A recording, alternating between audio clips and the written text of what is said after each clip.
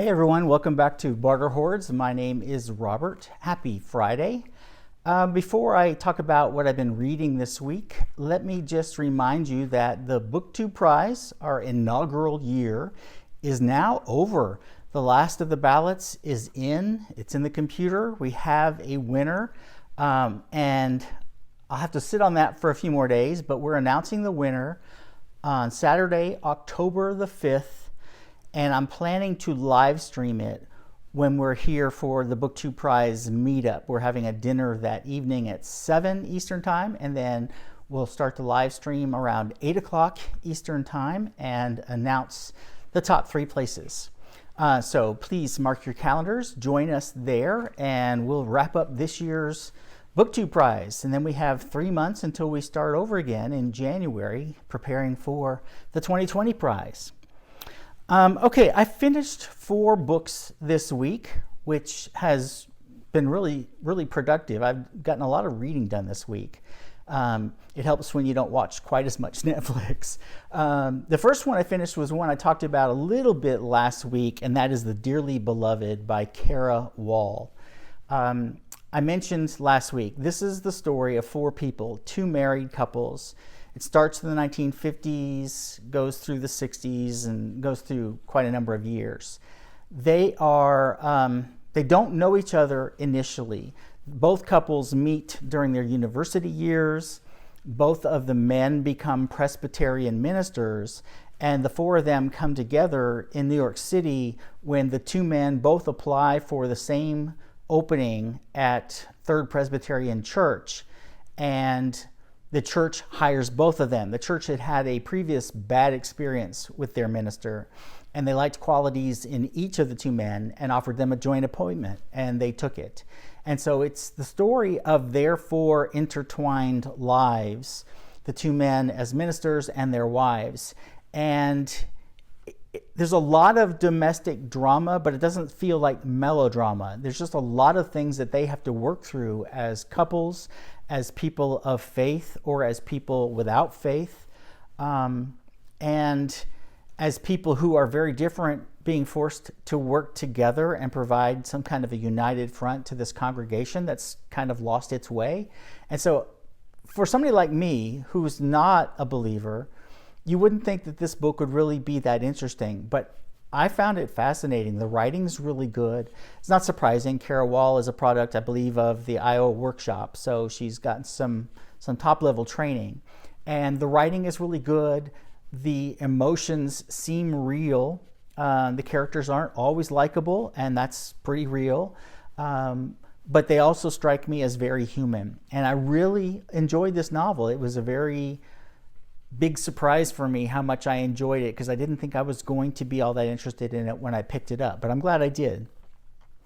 The second one I finished is I'm Lying, but I'm Telling the Truth, or I'm Telling the Truth, but I'm Lying, I think is the actual title, by Bassey Ikpi. This is being marketed as a collection of essays. I don't think that's very accurate, though. These pieces don't really stand on their own. They work together as a whole. This book is a memoir. She's a former poet and performer, and she has a breakdown of sorts in probably her 20s, and she's chronicling her internal feelings before she realizes that something actually is wrong. She's ultimately diagnosed with bipolar 2 disorder, which they tell you on the cover. I'm not giving you a spoiler there, but she doesn't actually get to the diagnosis in the book until 170 pages in. And I think the whole book's only about 220 pages. So it's a lot of buildup of what she's going through before that diagnosis. And then the remaining 50 pages or so are her struggle as she resists the diagnosis and then learns to adapt to some degree to it. This is a book that, as she keeps saying in her book, this is a book about how she feels broken, how her brain is broken. If you know anything about bipolar disorder. It's what we used to call manic depression. There are now two different distinctions, bipolar 1 and bipolar 2. In bipolar 2, which the author has, the manic phases, the mania, as she calls it, the hurricane, doesn't happen as often or as severely as in bipolar 1. It's more on the depression side, what she calls the fog. And that's a lot of what she is describing there. So if you want a description of somebody who has a mental illness but doesn't know it yet or doesn't want to address it yet, this is a book that you might consider looking at. It's very painful to read, however. She's not a particularly likable person at times, and it's hard to distinguish what's her illness and what's her being stubborn and being arrogant about her illness. And that's difficult to read, especially if you know anybody who suffers with a similar diagnosis. I've had 3 people in my life who have a similar diagnosis, and each of their experiences is very different. So it's really hard to make generalizations like that about it, so I won't even try. But this is a particularly powerful emotional read to see how somebody is struggling. I won't even say coping, because most of the book is a struggle against that diagnosis and with what it does to her. So that's, I'm telling the truth, but I'm lying. It's a paperback original. I forget who publishes it. The third one I finished is a new release. It's called The Dreamers by Karen Thompson Walker. It's a 2019 book. And it is the story of a small college town in Southern California where on one of the floors of a dorm at that college, there's a breakout of a mysterious sleeping illness that they cannot explain, they can't track down, they don't know how it's transmitted, and it spreads throughout the town. And so it's the chronicle of all the different people. Some of them sleep for as little as 3, 4, 5 weeks. Some of them sleep for as long as a year, and some of them die. So it's a pretty strange book in that regard.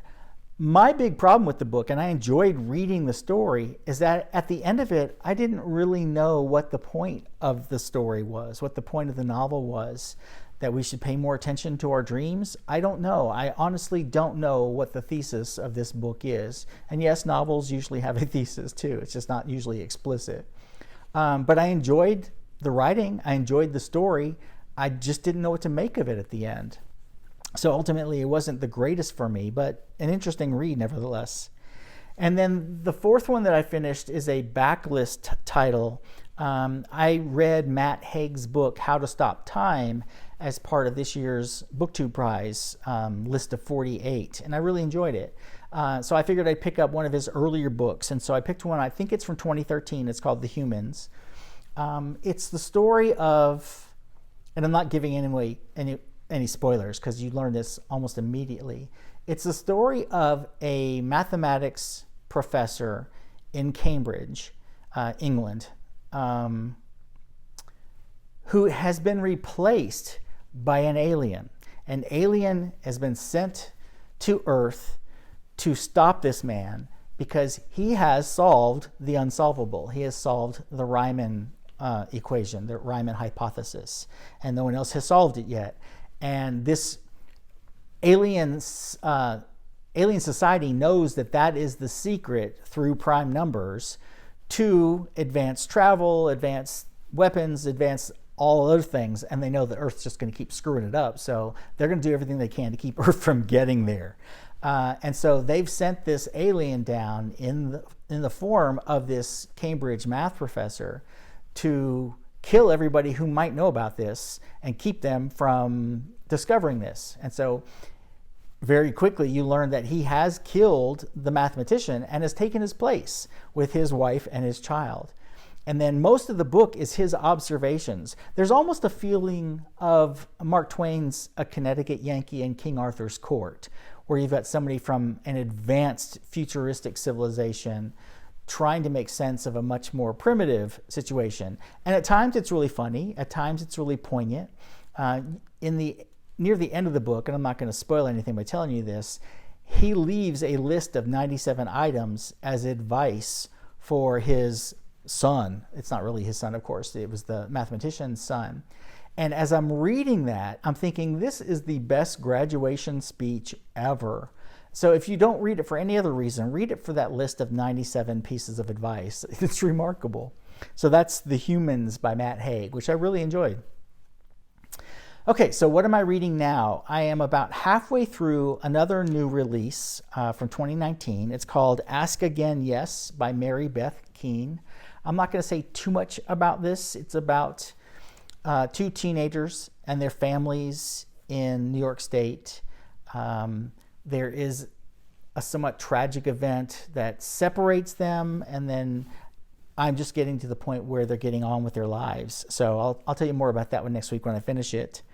And then I'm also starting 3 new books later today. The first one is nonfiction. It's a memoir called Motherland by Elissa Altman. And it's the story told from the daughter's point of view of a mother-daughter relationship that has not always been very positive. And in later life, the daughter ends up having to care for her mother. And so they have to deal with a lot of the things that had alienated them from each other earlier in their lives. That's all I know about it. I'm also starting a book, and this was completely by chance, but it's a book that was just longlisted for the National Book Award, and that's Disappearing Earth by Julia Phillips. I've had a copy for a while and been meaning to read it, and I picked it up, and then they announced the long list, and it's on there. It's like, well, that's convenient. So I'll read that. It'll be the 3rd of the 10 on the National Book Award long list that I have read. All I know about the story is that it's set in Kamchatka, a pretty remote region in Russia, and it's about 2 girls who disappear, and the book covers a year, I'm assuming, of the aftermath of that disappearance. That's all I know about it. And then the other one that I'm starting is a backlist book from 2016. I read Stephen Rowley's The Editor a couple weeks ago, maybe a month or 2 ago, and really enjoyed it. So I thought I'd pick up one of his previous titles, and the one that I kept hearing about was Lily and the Octopus. I don't know a single thing about this other than it's written by Stephen Rowley. And so I got that out from the library, and I'm going to give that a start tonight too. So those are the 4 that I'm starting or currently reading. I am still making my way through the Endless Dune. I have about 3.5 hours left on the audio recording out of a 21-hour recording, I think it was. I have to admit, I'll be glad when it's over. But it has passed the time while I'm walking Scout listening to that. I'll give a little bit more detail about my reaction to it and why I've disliked it so much when I finally finish it, hopefully in the next week or so. And then I'm still making my way through The History of Literature by John Sutherland. I'm reading roughly a chapter a day. They're broken up into little lessons, little chapters. So for instance, I just finished the one last night on the Romantic poets, and I think the one that I'm going to read today is on Jane Austen. And each chapter is only 5, 6, 7 pages long, so it doesn't take any time at all to read. So that's what I am in the middle of. As I said, I'm excited that we finished and completed the first BookTube Prize, and I look forward to meeting the people coming for the meetup the first weekend in October.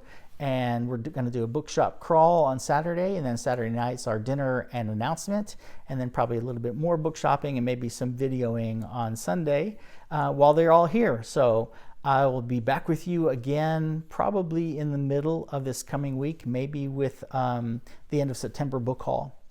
All right, everybody. Talk to you soon. Bye-bye.